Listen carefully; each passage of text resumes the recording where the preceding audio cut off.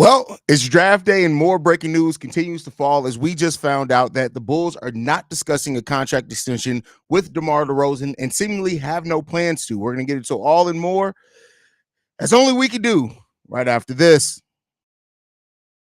Tuned in to Chicago Bulls Central, your number one place for all Chicago Bulls news and content. I see red, I see red, I see red, I see red, yeah, I see red, I see red, I see red, I see.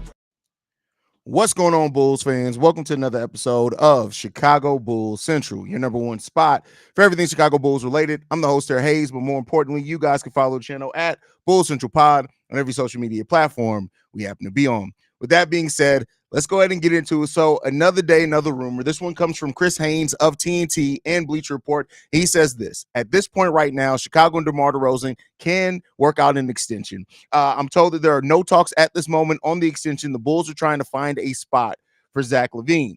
So it's kind of what we've already been hearing and expected, is that there's no extension in the works for DeMar DeRozan. He has until June 30th to come up with a contract extension before he reaches unrestricted free agency. Now, that does not limit the Bulls' flexibility, even if he does hit unrestricted free agency. But if you take this with a grain of salt and kind of read the tea leaves on the change of direction, it seems like the Bulls are going with their roster.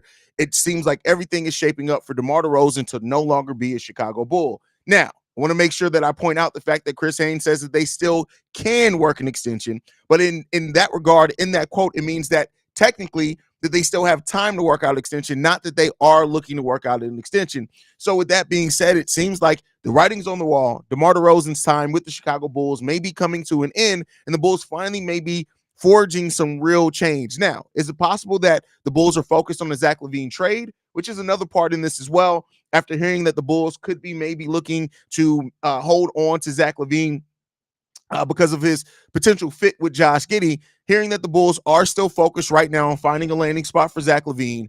But if you pair that also with moving on from DeMar DeRozan, that's two out of the big three that then at that point will be gone for the Chicago Bulls. And that would indicate a major change that many people doubted that the Bulls were even going to do. Came into a lot of situations right now that that when it comes down to it is that a lot of people did think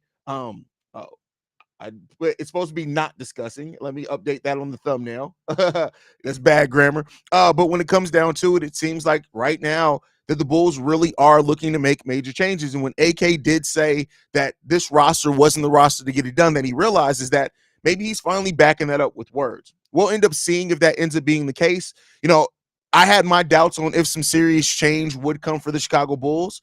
And it seems like we're going along that path. Already set us down it with moving on from Alex Caruso. Andre Drummond's gone, not likely to return. Torrey Craig's leaving as well. Zach LaVine, the Bulls are focused on the Zach LaVine trade. You add into that moving on from DeMar DeRozan, that is some significant change. And it could be an indication as well that the Bulls are maybe prioritizing holding on to that pick in 2025, that top 10 protected pick. We can't say that yet, right? I don't want to make it seem like that's the foregone conclusion yet, but it is a possibility when it comes down to it. So seems like the Bulls are making some serious and major changes at this time, and let's hope and see that if that continues.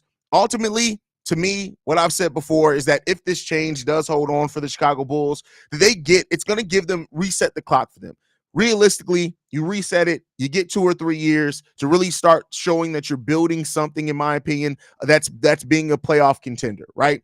And again, not a contender for a title, but being a team that can get into the playoffs. You're already kind of jump-starting a potential retooling with having Kobe White, having Ayo Dosunmu down there, now with Josh Giddey. These are all players that we've seen what they can be at the NBA level. You add in another promising pick with whoever you draft in this one with the right pick.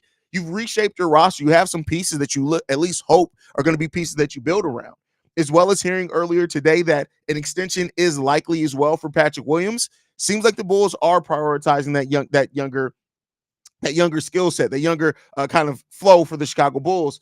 And we just got to see if they're going to execute it correctly. It was always the smartest bet to go younger and to build organically over time. That's how you build a sustainable winning franchise. But I need Bulls fans to realize that this will probably mean in the sense that you're not going to have a team that is competing for playoff wins anytime soon. This could be a scrappy team, could be a team that definitely still wins a handful of games, right? More than a handful. That's not fair. But it seems like we may be a team that is not tanking, but it's just naturally in a spot where they're not going to win a lot of games. They're going to get some nice draft capital over the next couple of years, and we'll see what that means. But for those that are just hopping on, per Chris Haize, the Chicago Bulls are not discussing a contract extension with DeMar DeRozan and seemingly have no plans to leading up until the June 30th deadline.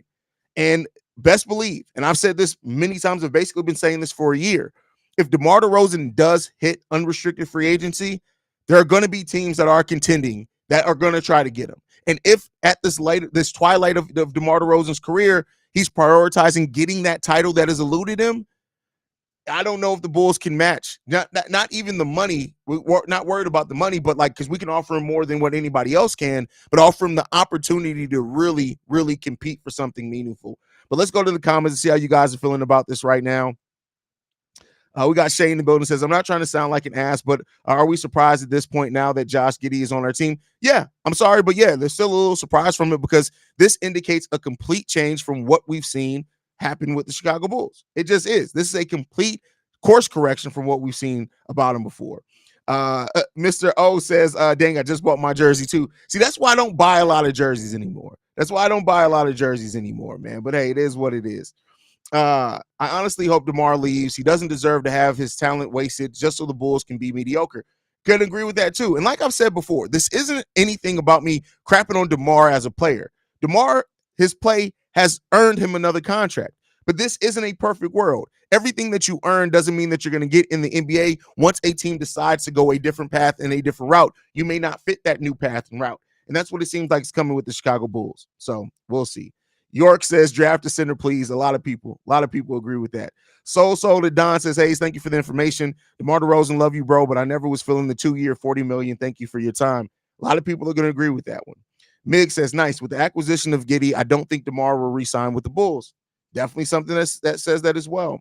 My only issue is that they're forced to do it now. Caruso not re-signing. Well, he was traded. We didn't even know. I don't even know the Bulls got to the point of offering him a contract extension. TC and Drummond having an option. Zach wanting a trade and DeMar leaving. Hey, it doesn't and I've said this about AK and Eversley before. Sometimes things have to be forced upon them, and that just is what it is. I'll be honest, a roster of Josh Giddey, Terrence Shannon Jr., P. Will does excite me for the future for sure. I won't say that gets me excited. It's going to be interesting to see how that all balances out, but we'll see. I believe the Bulls are trading down. Bulls v might get 2 picks in the first round. Well, that's the thing. Trading down is not like in the NFL.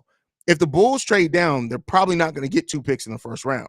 I think the more likely scenario is that in a Zach LaVine trade, a team can absorb, and maybe you're only taking back bad contracts, and then you get a first-round pick. Or if you, unfortunately, maybe trade like an IO, which I don't want the Bulls to do, we'll see. All KC, there's a world LaVine could stay, but always kind of knew that. I still think he gets traded. Still like the Magic trade, get the 18th pick and get Ware and Shannon Jr. We don't even know if that's really on the table, Vaughn, but I feel you. I've always loved that deal as well. AA says, why the Bulls didn't get a first pick or anything out of DeMar is crazy. It goes back to, again, this front office always waiting too late to strike. If they would have moved DeMar DeRozan at the trade deadline, they would have gotten a first-round pick. At the minimum, they would have gotten a first-round pick.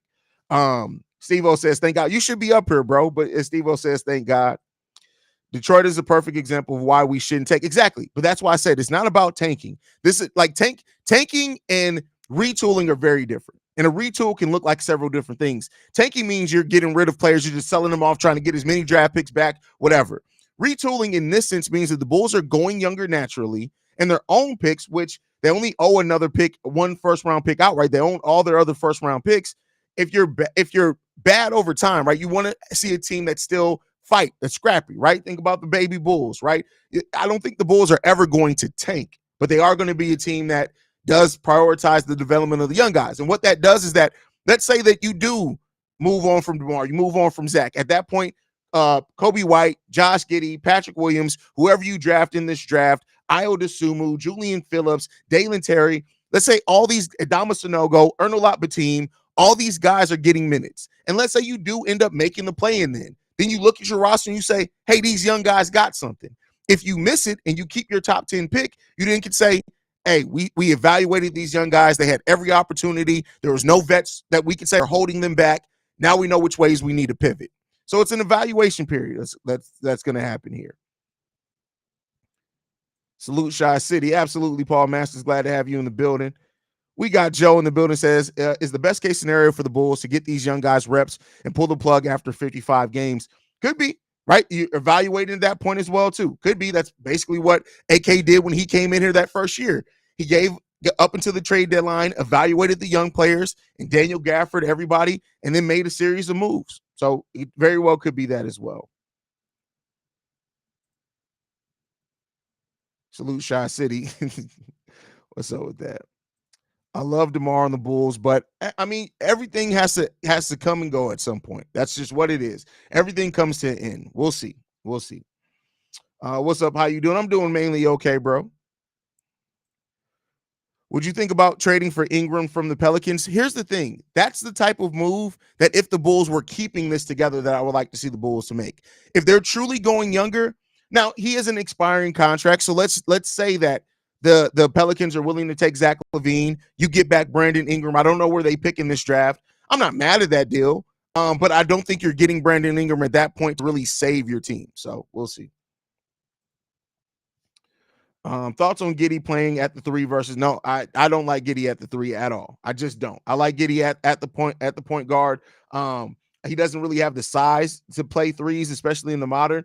I don't like it, but that doesn't mean that Billy Donovan won't, because he may play power forward under Billy Donovan. Bulls waited too long for that LaVine trade. Spurs traded DeJounte at his high. Michael was traded at his high. Mikal Bridges was around 25 points per game and plays defense was traded at his prime. Well, prime and high are different, because if they would have traded Mikal at his prime, that would have actually been in the 2022-23 season. They actually traded him after a down season, and were kind of that people thought that Mikal Bridges was going to make this superstar leap where that luster wore off. So I don't think the Mikal Bridges is one is selling at their height. Prime, technically, Zach LaVine is in his prime age-wise. But yeah, DeJounte definitely was at his height for sure. And I agree with everything else you pointed out there. Everything else. One guy on ESPN was saying Edey at 9 to Memphis was the highest spot he heard. Good for him. As long as it's not the Chicago Bulls. I don't care about anything that's not the Chicago Bulls today. Quentin says, congrats on the national TV spot. Thank you, sir. We appreciate that. Just bring me Cooper Flag to join Caleb Bedard and Reese. I mean, listen, that would be a really and Caleb Williams, like that would be crazy if the Bulls were next season able to get that. I'm not going to hold out hope because we don't have very much luck here in Chicago, but we'll see. We'll see. Honestly, at this point, I don't really care who we trade away as long as we're not moving Ayo, Kobe White, or Patrick Williams.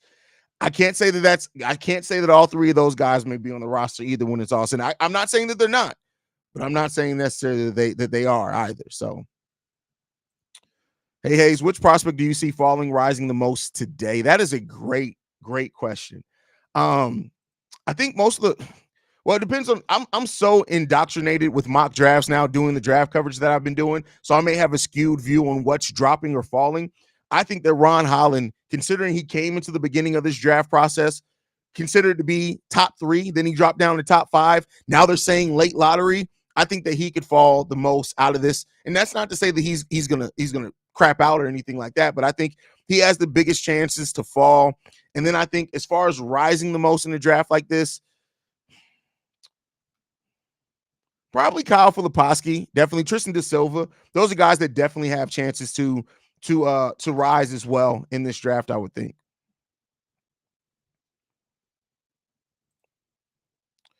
Buzelis supposedly schooled Flag in the game is obviously they were younger. I mean, listen, Buzelis, I love his confidence. I love Buzelis's confidence. He has that edge. He has that it factor. Hopefully he comes out in there. Zach Edey can't save himself from a paper bag. He's not our savior at all. Is Drum gone for sure? Yes, Drum is basically gone for sure. He's going to opt out. The Bulls aren't going to be able to match what he's going to get out there unless he signs another vet minimum contract. I believe Drum is gone. So, but we'll see. We'll see if the Bulls do go wing. Maybe if they trade Vooch, maybe some things happen. We'll see. But yeah, if I had to put a percentage on, I'll say it's probably about a 95% chance that he's gone. Vern in the building says, "Sup, bro? Do you expect a complete youth movement? Because I don't. We'll see. I mean, complete. There's always going to be some veterans on the team. Always. There's always going to be some veterans on the team, and we can't say complete youth movement because the ball-headed hoe Javon Carter is going to be on this team because ain't nobody taking. So we'll see. We'll see. But all right, y'all. Thank you guys so much for tuning in. I had to bring this news to you once I saw it. We'll see what the future holds for the Chicago Bulls. As you can see, I'm in my draft day fit. Hopefully the gold brings us some gold goddamn luck. Plus, I'm going to be on TV with Shams after the Bulls pick. So had to bring the best. I may even put an earring in. No, I'm just playing. I'm not going to do that. But I love you guys, man. Go Bulls. See Red, man. We'll be back here live during the draft. Love you guys, man.